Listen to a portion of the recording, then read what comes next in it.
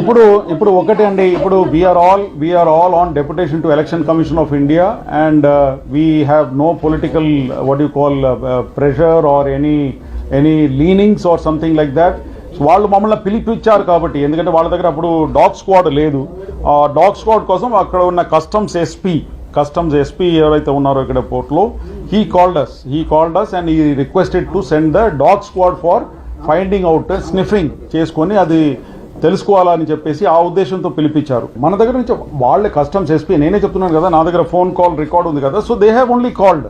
వాళ్ళే ఫోన్ చేసి రిక్వెస్ట్ చేశారు, లేకపోతే మాకు తెలిసేదే కాదు. యాక్చువల్లీ అక్కడ మా పరిధి కూడా కాదు, ఎందుకంటే that is a private port, JN Bakshi owned private port కాబట్టి అక్కడ వెళ్ళేది కాదు, మా జ్యూరిస్డిక్షన్ కూడా కాదు అక్కడ, until unless they call. So అక్కడ కస్టమ్స్ సూపరింటెండెంట్ ఆఫీస్ ఉంది లెఫ్ట్ సైడ్లో as you enter in side. So customs superintendent called us for the requested for the dog squad అండి. ఆ డాగ్ స్క్వాడ్ ఇక్కడ నుంచి డిఎస్పీ ఏఆర్లో ఉంటారు కదా, ఆర్మ్ రిజర్వ్లో, వాళ్ళు తీసుకొని వెళ్ళారు. అక్కడ వెళ్ళిన తర్వాత వాళ్ళు దాన్ని ఉపయోగించి they try to sniff out whether అక్కడ డ్రగ్స్ ఉందా లేదా అని చెప్పేసి ఆ కంటైనర్ దగ్గరికి, అంతవరకే. కానీ దాని తర్వాత ఏమీ లేదు.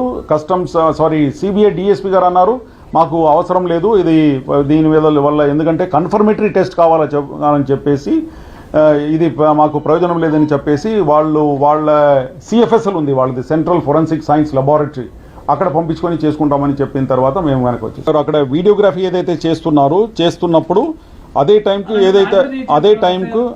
టైంకు మన డాగ్ స్క్వాడ్ ఏదైతే ఉందో, డాగ్ స్క్వాడ్ తర్వాత లోకల్ అక్కడ ఉన్న ఏమంటారు దట్ జేఎన్ బక్షి వాళ్ళ పోర్ట్ ఆఫీషియల్స్ అందరు కూడా అదే టైంకి అక్కడ వచ్చారు.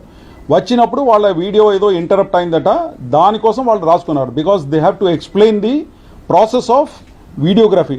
ఈ వీడియో కానీ మీకు నచ్చినట్లయితే లైక్, కామెంట్, షేర్ చేయండి. మరిన్ని అప్డేట్స్ కోసం సబ్స్క్రైబ్ చేయండి.